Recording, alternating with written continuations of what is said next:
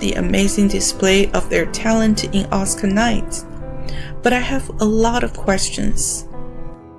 So I invited our new friend Levi to our hotel. Levi walked us to a nearby restaurant and we had authentic Nigerian food. I don't even know. It looks like That's Chinese food. yeah, that's noodle. Yes. That's basically noodle. In Chinese, it's called 炒面. Chow mein, yeah, that's true. Oh. And that's called beans. You know beans? Food is awesome and actually very much like our favorite Chinese food. It's a bit more spicy, but hey, it tastes really awesome. Levi is only 25 years old, 5 months younger than my 2 young cameramen from Taiwan.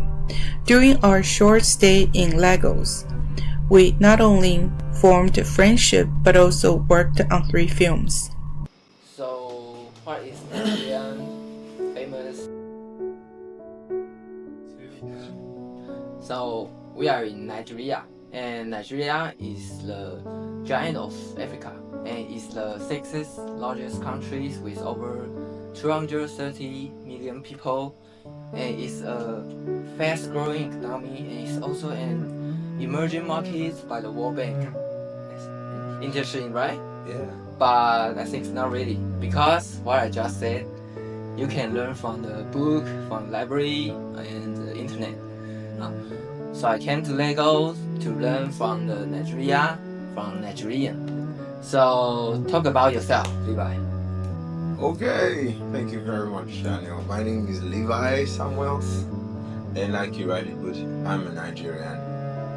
And one of the best things about being a Nigerian is I think it's just the identity that comes with it, really. You know, when you go anywhere in the world and tell anyone you're a Nigerian, you're immediately recognized. Really? Yeah, because everybody knows Nigerians. Oh. Everybody knows Nigeria. So, but then some people know Nigeria for bad, and then some people know Nigeria for good. But then you can't take away the fact that everybody actually knows Nigeria. Oh. It's very good. Yes. And famous. Yeah, well, Nigeria is famous for a lot of things, actually. A lot of things, from the culture to the tourist attractions to the creative industry, food. Yeah. You know, I mean, take for example the culture. We have over 230 different ethnic groups in Nigeria, and these different ethnic groups have different ways of lives, different tradition, right? I could be okay. The major division is the Igbo, Yoruba, and Hausa, right? So a Yoruba man, that's a culture, right? But this particular culture could have like say roughly about 50 other different tribes. One culture, Yoruba, can speak about, probably up to 20 different languages because of the different ethnic groups in that one culture. Same with the Igbo, same with the Hausa. It's 100. A lot of different ethnic groups. And the beautiful thing is, because these people have found a way to personalize their own tradition, doesn't end in just how they speak. It goes down even to their food. Do you understand? You could... Language, food. Amazing. Yeah. One thing you must never forget about Nigeria is the food. Yeah. Super amazing, because today you can have a dish from a Yoruba man and say, "Oh, this is so nice." Tomorrow, you could have a dish from an Igbo man and be like, "Oh, this is amazing." And the next tomorrow you could have, and then you can keep having different dishes like that, and all of them will taste unique, distinct, very, very delicious. And it is in one place. Yeah, in just one place. So since the Nigerian food is so many and so good, why you can keep this shape? I think that's more of a personal thing, really. I I like to be fit. I like to be healthy. It's like having a superpower when you're giving to, exercises and keeping fit and all of that. The truth is, you could eat anything and Yeah. it wouldn't tell on you because the next morning you're going out on the road and you're jogging and you're sweating all of that away. Do you understand? So it doesn't really matter. I think keeping fit is a personal decision. But why so many Nigerians girls is so curvy? You like the curvy girls, right? Yeah. Well, I think like a genetic thingy. Our women, I like to think our women are blessed, by God. There's this thing they say about a particular ethnic group in Nigeria, the Cross Riverians. They're in the, I think, southeast. They have they have crazy genes, right? So the women naturally just come out of the womb being curvy. Naturally. Wow. They just look that way naturally. Some of them have been able to, grow with it and accept it. Oh, I'm curvy and I can show the world and I think it's beautiful. Some others not so much because you just feel like, oh, maybe they too big and they need to, hit the gym or something, but all at the end of the day, it's still a very personal decision kind of thing. Okay. Did Nigerian has kings or loyalty? Yeah. There's still even though right now in our government we practice the democratical system, there's still monarchy. Okay. Let's talk about marriage. Do you marry a Nigerian girl or maybe another? Yeah. Do you mean if I would like to marry from another tribe, or is intermarriage like a thing in Nigeria? Yes. Okay. In Nigeria. Okay, so intermarriage is a thing. I am a product of intermarriage. My dad is from the east. Yes. My mom is from the southeast. My dad is from Abia State, and my mom is from Akwa Ibom. So these are different ethnic groups.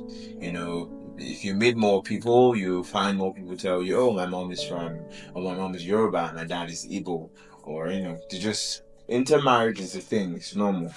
Although some tribes do not really appreciate their children getting married to other tribes because they believe that it would end their tradition. It would end their way of life. So if I'm from the east and maybe you're from the west and I get married to you, somebody has to. Our children, will they learn my language or will they learn your language? Or will they learn any language at all? Do you understand? So they just believe some groups believe if you marry from the same ethnic group, that you're going to be able to continue the tradition of family and the way of life of family, basically. So you're seen as a pure breed. So, do you speak your family's language? Well, not very fluently actually. And that's I just talked about that. So my dad, I didn't really learn the language. They never really spoke, in these languages, back at home. So it wasn't very. I didn't have the chance to learn, either of these languages from my parents, basically. So I heard the Nigerians has happened a civil war many years ago. So it's what happened? tribe wanted to become independent. They wanted to be a nation on their own. Do you understand? And so they fought against all the existing protocols and the rules and authority. Of course, having a leader, spearheading this movement. I can't quite remember his name right now. But there was a leader spearheading this movement, and but it didn't work out really. They were just turned rebels, and everybody was against them, and they shut down the movement basically. They wanted to become Biafra. I remember that. Biafra. Yeah. Okay, so now tell us about the leading industrial, the technology, a little bit overview, and then you're going to ask about education system and the healthcare system. But we'll let him do an overview first. So tell us about the current Nigeria of like your economy, your school, your healthcare. So tell me about the current Nigeria, about the education or the economy or. Well, the education, my dear, is I would before I say anything, I would say Nigeria is a nation that's improving. I like to use the word improving because there's still things that are not exactly the way they should be when you compare Nigeria to like a third world country. Some things haven't improved well enough to be able to serve the citizens of Nigeria as it should be. Some parts of Nigeria though have experienced some upgrade, right? Some parts of Nigeria, especially Lagos, that's why it's the center of commerce, and then Abuja is the federal capital territory, and some other handful of states, just like these two. Some of these places have experienced growth, but I can say that there's still a lot of work to do, especially in the education industry, the healthcare industry. The education, we still have this thing called strike, where teachers and the lecturers in the university choose to strike. They just choose, we're not working anymore. The government isn't paying us our money, so we're not working anymore. And so everybody chooses to go home. So the children have to stay for longer time in school. So about, I think last 2 years ago, the batch that graduated, everyone who was supposed to do a 4-year course ended up doing a 7-year course.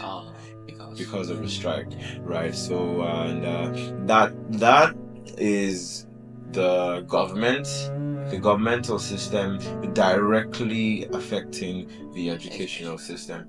Do you understand? And then it spans even further into the healthcare and all of that. But when because I've had some time to think about these things. Over time, I realized when you really look at these issues, it boils down to a thing of individuality. If people are just not looking out for the best interest of their neighbor, their fellow man, or their comrade. If I was the president or I'm the governor and I'm looking out for the best interest of my citizens, I feel like some decisions might not be taken to favor just me or just people around me, right? Because it's a great responsibility to be in the position of leadership, right? So you're going to need to make hard choices, and these choices are hard because they might not favor you 100%. Yes. Right? So, but we don't have so many people doing that, and sadly, over time, you see that everyone, because that's what everyone thinks the people up there are doing, the people down there are starting to follow in that cue as well. Yeah, so so it's not. But I strongly believe that people like myself who believe that this nation, Nigeria, can actually improve beyond what it is right now, exist. And I'm sure that they will rise and probably give their part to make sure that this nation gets even better. And What about healthcare? Yeah, the healthcare. Well, over time, I'm not very knowledgeable about the healthcare industry, but this I know. I know that over time, there's been government institutions erected to help cater for the sick and infirm.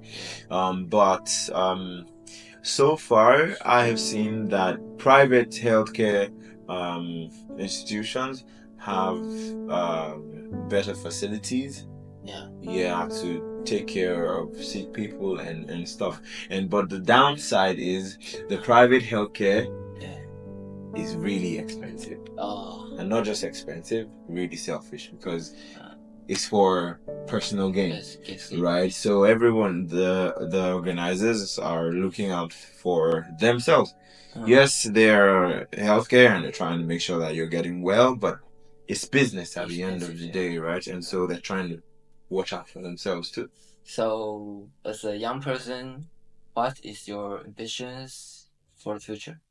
When I think about that question, I know a lot of people probably want to say, "Oh, I want to become something really." Big dream. I just want to live a simple life, something that could benefit me and everyone around me. Really, I'm an actor, I'm a writer, I'm a poet, and I look forward to just in my own little way change my world.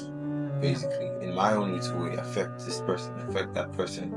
I look forward to getting to the heights of being able to work with Hollywood, and share stories and just be an inspiration to people who are like me, coming from where I came from, and help them realize that don't settle for less. You can be more. And think about other people as well. It's not all about you most times, really. There's a lot more at play than just you. So I wanted to tell you a bad experience last night happened. So I came to airport and it's a lot people need me to pay him for my luggage. So after I pay my money and I go to taxi to my hotel and it's a police stop me and need to pay money again. Oh, well, I strongly believe in protecting yourself, protecting people you love. I'm a Christian, and I strongly believe in being nice, and looking for the best interest of people around you. So if you fall into this kind of situation, you could just cooperate. Just don't upset them. Just stay calm, smile. Say hello, be nice, talk to them. They're human as well, right? So even though maybe he could be having a bad day, but a smile from you could help him feel better. So that's something. And then also, you could just not go out at night, right? There's no point. Just stay indoors. There's no point going out at night. And then wait till the next morning. If you are at the airport, you could stay at the airport till the day breaks, and then you could head on your journey to wherever it is that you're heading to. That way you totally avoid the problem. So you don't have to fall into anyone's cranky day or night, as the case may be. Oh, I heard you are a writer. So can you show some work for our audience? Okay. All right. Don't be shy. It's good. Yeah, I can do that. So I'll just read something I wrote a while ago. I really like. There's this poet, Maya Angelou. Maya Angelou. She's a she's a really wonderful poet, and she's one of my favorite poets. She wrote a poem titled "Caged Bird." Caged Bird, and I remixed that poem. So it's a piece, but because I love it so much, I just put my own words into it, and I think I could. Here goes. The free bird sings of riches untold, bearing tales of kings and kingdoms and the wonders of the world on its wings, shrilling on and on all day long. But a caged bird is doomed to never know beyond its parched beak, defined by irreality woven with threads of steel and insecurity, so unaware of itself, so unaware of its mediocrity. A free bird sings of distant lands, of shores of gold and ivory sands, of a place of magic and great feats wrought by gifted hands. But a caged bird sings, oh, its song echoing through 1,000 hills, singing, set me free, set me free. Wow, that's beautiful. So thank you so much for the interview, and this is Nigeria and this is Nigerian. Yeah. In him, we can see talent of an aspiring actor and the quality of a hardworking young man. Unlike most other countries that face shrinking and aging populations, Nigeria has been growing at about 3.2% a year.